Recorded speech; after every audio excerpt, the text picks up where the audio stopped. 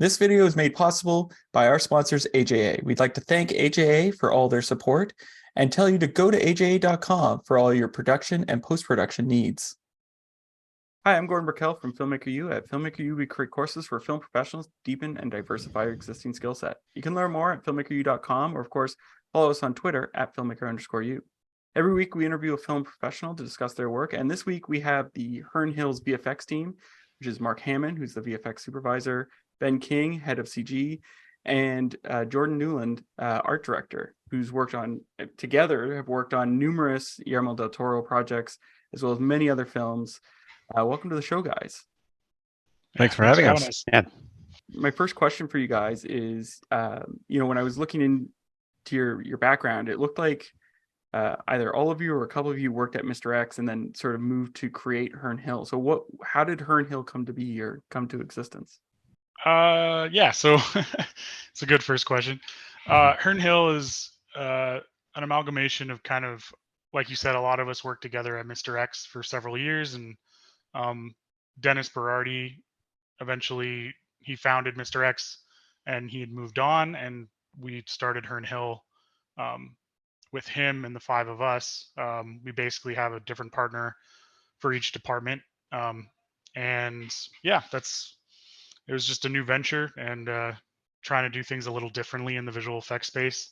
Having all worked at Mr. X, which was kind of top of the mountain for so long, we wanted to go out on our own. So what is it you guys do differently? It's a lot more. So, I mean, we had the joy of starting this during COVID. So that also kind of changed a lot of the way we were working, both before and during setup of the company. So we have a lot of remote workers.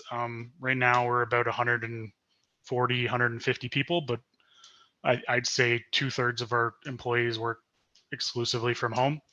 And so we've built the system and the pipeline, and our dailies routine is entirely built around that. And a big one for us was work-life balance. We know the industry has we have a habit of doing a lot of overtime and a lot of hard work. And we're very passionate about the movies we work on. But sometimes that's to the detriment of our own mental health and our own family lives. So we try to offer our employees a lot more work-life balance. And because we work a lot closer with the creative side of the productions, we can manage a little bit more the time. So yeah, that's kind of what we're doing differently. It's still evolving as well, obviously, but Yeah, we're also looking to get back to something a little smaller and more boutique feeling. When you're at a bigger company, and we've all been at bigger companies, most of us here.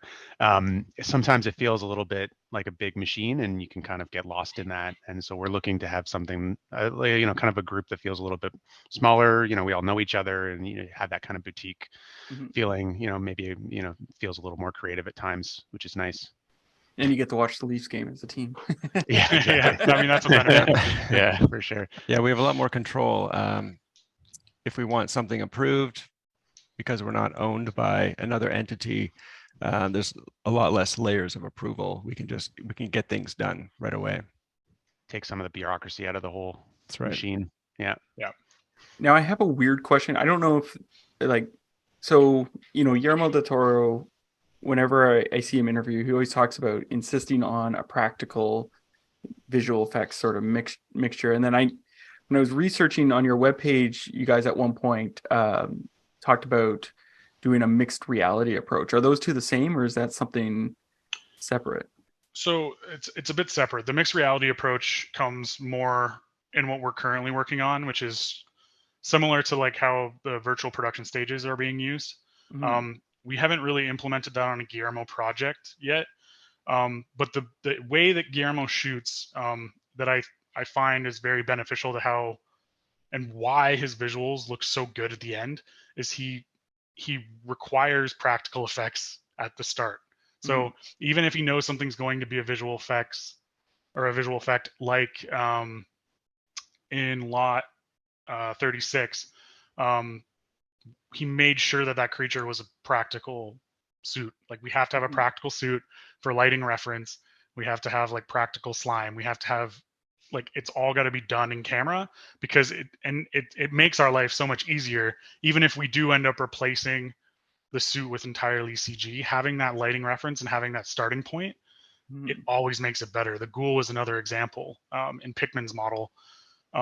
Like having that half scale ghoul and then shooting it on a lens to like make sure that we could put it in the shots and matching all the camera moves. We did originally comp it and we comped those shots because the goal was to keep him practical, but then, which is sometimes the case, you get there and we're like, well, we already built the asset for him. Here's what our CG one looks like. And then it just slowly, we started replacing more shots with the CG one because we could do more emotion with it. But then you still got to leave a couple of the practical shots in there to make people wonder, oh, wait, but that looks like a puppet. So is this one a puppet? And that's, I think, the trick with how he films things. I think what attracted me to color correction was the fact that we were like the next stage of cinematography. And the creative side was huge, trying to understand what was wrong with an image, how to balance it, trying to understand how to let the tools do what you want them to do. Where else can the technology go? What else can we do? I'm very interested in trying to mold the image and create the best look possible. And whatever tools are out there, you want to try and latch onto them. I'm Eric Whipp, and this is my course on color correction.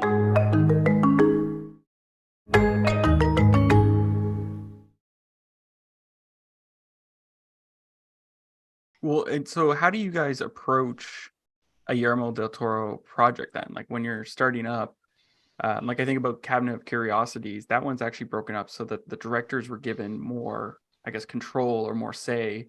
So like how much involvement did he have in that versus the director, and like getting the sort of styles and looks for each of the episodes? How do you guys approach that? Multi-pronged approach. Yeah, I mean, it depended on the director. Certain episodes Guillermo was more involved than others. Like episode 5, Panos's vision was very specific, and he's got his own look. So Guillermo kind of let him run with that a little bit more than some of the episodes. But Guillermo was always very involved at the end of the day, just to make sure that everything was curated to look the way that he wanted it to look. And it makes sense. He was the showrunner in the end. The show, like, even though they have different directors, and you can clearly, distinctly feel the director's own style in each episode, they also all have that Guillermo del Toro kind of creature.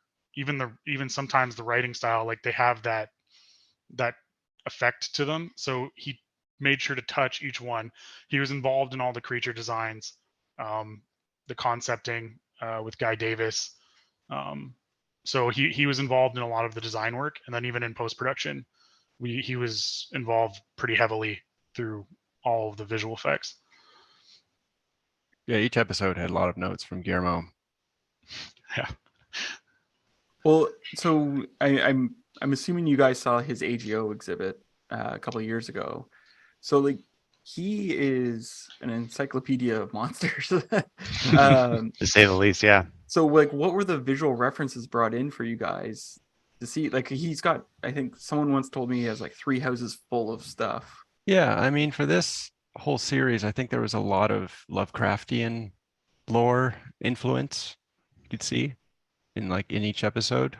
We were touching on that. You could see like elements of some Lovecraftian monsters or space horror. For sure. And it's interesting too, because the interesting thing about working with Guillermo is the references he pulls are so different from, like, I swear every Guillermo project I work on, I end up having to watch a couple more movies because I just never heard of them.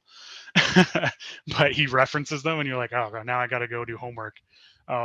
It's a little different than some of the other directors I've worked with where it's always a challenge and his references are so good. But sometimes they're such a strain, he's got such a wide catalog that he references from, not even just from movies. I mean, he references comics, he references old artworks. Like it's insane the stuff he pulls from. But yeah, I think Jordan's right. Lovecraft was definitely, I mean, Lovecraft's always kind of a Guillermo go-to. He loves that stuff. Well, and I wonder if, because he was working on that Lovecraft film that got canceled, so I wonder if he pulled some of his ideas from his research for that too. I'm not so sure. I mean, we had lots of conceptual creatures that actually didn't make it all the way in. I remember there was like a goat creature that we had gotten all the way. We were modeling it, and it just got removed from the episode, much to our dismay, because it was very cool and we thought Did it was... we get to see the shadow of that in the window or not even? No, we ended up not doing that part either. We tried to sneak it into a couple shots, but never got there. It's too bad. It was a really interesting creature, but it just didn't make the cut. Yeah. So what would you say was like a creature that got nixed that you wish hadn't, but obviously had to for story reasons or what have you? That goat was the one that I was like, because I remember, I don't remember how it cut in. It was supposed to be like, there was supposed to be a big scene where like he looks out a window and like this giant demon devil goat is like in the forest, and I was like, man, this is gonna be so cool. Yeah, and then you can see what it was supposed to look like. There's a painting. There's several paintings in the episode that depict the goat. So yeah, they're all still worshiping kind at of the altar of the goat. Yeah, it's still kind of in Pickman's there. model. Yeah, exactly. Yeah. So you can see it in there, but we were supposed to actually bring that creature to life and have it in a couple shots, but I just don't think it really fit in the story the way that Guillermo wanted it to. So it got nixed, but it would have been really cool. Now, what would you guys say was the most challenging sequence or shot that you guys had to work on for that show? Ben, I'll let you take this one. The most difficult sequence was in the episode, The Viewing. That was very challenging from a execution standpoint. Just because there was such a variety of effects that had to go in there. We had this artifact cracking open, and then this like goo monster coming out, and so just the variety of like physical effects that we had to simulate to make that work, and then integrate it with this really interesting look that Panos had for like this kind of like vintage lens look with all sorts of anamorphic flares, and he had actually like had this like star filter that he had put over everything, like on the camera, like, so the practical photography had all these crazy flares all over everything. We had to match that look, and it was just a challenge, but really happy with the results. But it was like, a really are you fun saying they were sequence as well. using old lenses as well, or Yeah, he was using vintage lenses. Yeah, they were like vintage lenses from the 60s, and they were not. I can't remember off the top of my head right now exactly what they were, but yeah, they were very tricky to match bokeh shapes and lens flares on. So we shot a lot of lens plates, and then we used those to kind of mix them back in or build our own optical lens flares off of them and to composite back on top. I really thought Ben was going to say the birds from The Murmuring. Oh, maybe I blocked that out. Those also. It seemed like every time I think that was the first time I ever had to do like, I mean, a murmuration of birds is already hard, but like to do it the way we did it, and then the number of birds, like I don't even remember what our end number was, but it was over 100,000. Yeah. Like it was an Just insane amount of birds, and it didn't matter how many we put in it. It never looked like enough. So it just kept like I think we started at 10,000, and then we were at 20,000, then we were at 50,000, then we were at 100,000, and at some point we started having to render them in separate layers because just the renders wouldn't go through. So we were having to layer them and then comp them, and yeah, those were some crazy hard shots. Yeah, no, I think actually it would change my answer from a like a complexity standpoint. That was harder. Yeah, that's a good point, Mark. Well, I remember working when I worked at Optics. One of the things that used to frustrate me is I'd come out and all the VFX guys would be like, "We're rendering," and they'd be sitting there. Rendering times have come down, but what would you say was your longest render recently? Our render times are actually. Oh, go ahead. I know what it is though. It's the ending shot of The Viewing. Oh yeah, the cityscape. But that was specifically because that shot wasn't it like 1,500 frames? It's crazy. Yeah, it was 1,500 frames full CG. It's really so long. That one was really long.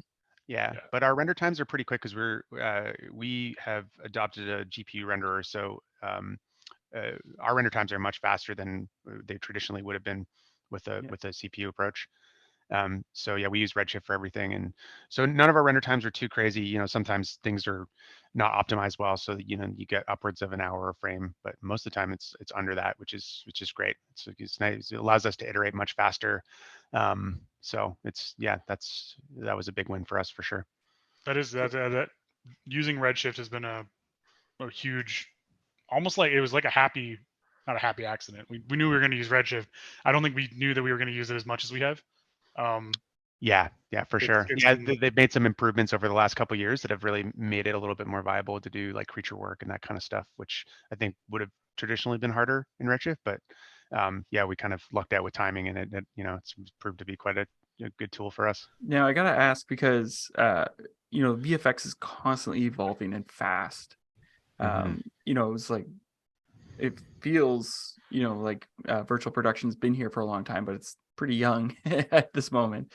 But AI is also rapidly advancing. How are you guys thinking of incorporating AI at Herne Hill? Well, we would use like Midjourney and things just at the mood board level. We don't want to use it to drive our creative, so we'll come up with sketches and stuff, but it's definitely something we look into, because there are images that give you ideas that maybe you never thought of, and that's very valuable, right? But we did use, like virtual production wise, we did use a bit of Unreal Engine, not in a virtual production type environment, but it was a new tool that we incorporated for the first time in this episode in Graveyard Rats. We used it for some environment work, and it was surprising how easy it was to use and how well it integrated into some of those environments. So we're continuing to use it and like evolve it into our pipeline. Yeah, it was kind of our test bed.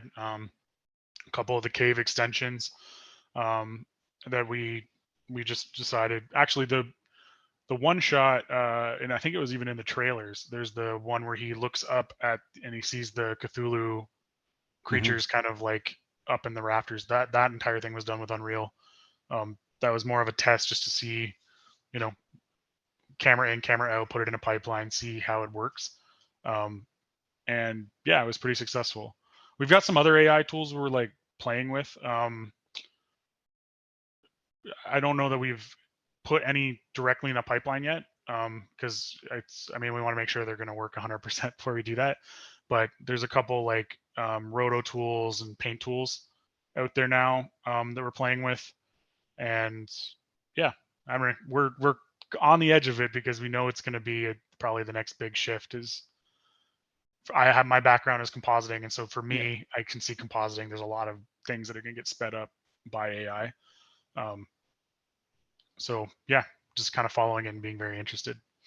Yeah, we started looking into other tools like Move.ai for camera tracking, and there's all kinds of image generators. There's neural radiance fields, NERFs, that we're looking into using, but it's all very early, and it's all kind of bubbling up and frothing over. There's so many tools coming every week. There's new developments in AI, so it's very exciting. There's obviously the use of ChatGPT. I know any of the guys who are coding, rigging, even like from a Linux coding standpoint, it's obviously a huge help. Just the way I always kind of think about it or explain it is it takes out the early steps, or it makes the early steps easier, which lets you get a little bit further down the road by the time the task is due. I don't think it's at the point that it's going to replace something, but anybody who's using it is getting further along quicker. Yeah, I don't think it's interesting, because everything I've seen with it isn't so much of like it's replacing me as much as it's like a tool set within your toolbox that's like great. Now, like you were talking about coders, I know a lot of coders now who will just be like, I want this coded in Python, blah, blah, blah, and it gives a quick code, and then they tweak it to match what they need, or so it's like getting you way further. You can even make it like for instance, the one I use is I tend to I've got mine set up so that it will give me like the paste nodes. So if I ask, I need give me a random function that does this like between 1 and 10 every 24 frames in a merge node, and it just gives me the paste nodes. So I can just copy it, paste it, and I get a merge node with that set into it. And it's faster than me remembering how to do it. I can just tell it, and it brings it back. And there's other implementation of that too. And it's only getting better. Obviously, the more we use it for that, the more it's going to learn. Now, I do want to ask, because when the marketing team sent over your bios, they also included like personal information. So like, Mark, you're studying jujitsu outside. Yeah. So I wanted to ask personal questions like, where are you belt wise in your jujitsu? So COVID slowed all that down. So I was just before blue before COVID.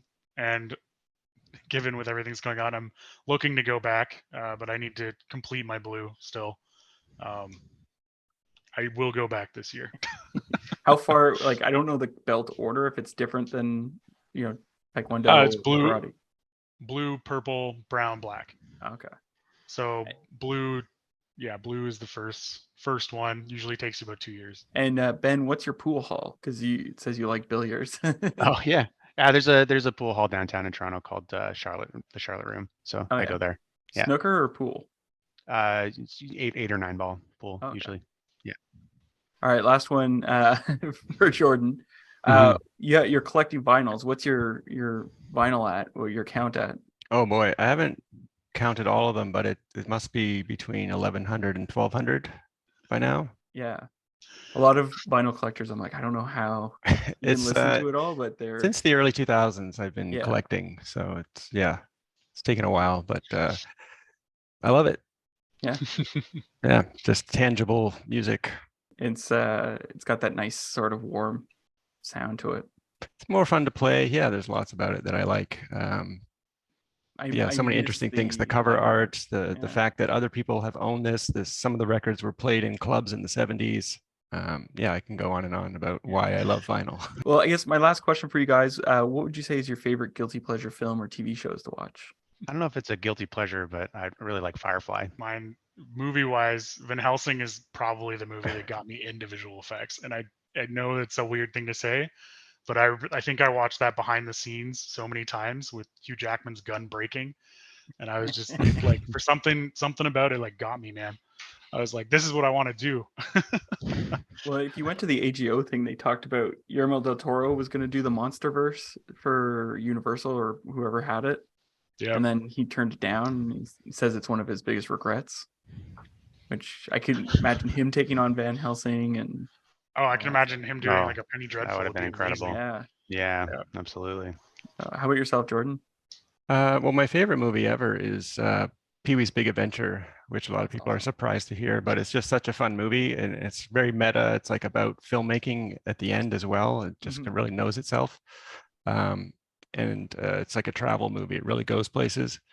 With the TV show, I mean, I don't know, Adventure Time I've been watching a lot recently with my kids. They love it. Well, thank you so much for letting me interview today, guys. Yeah, you're welcome. Yeah, thank you. Thanks for having us. Thanks for having us. And that's it for this week, everyone. Make sure to check us out at filmmakeru.com. I'm Gordon Burkell. Thanks for watching. This video is made possible by our sponsors, AJA. We'd like to thank AJA for all their support and tell you to go to aja.com for all your production and post-production needs.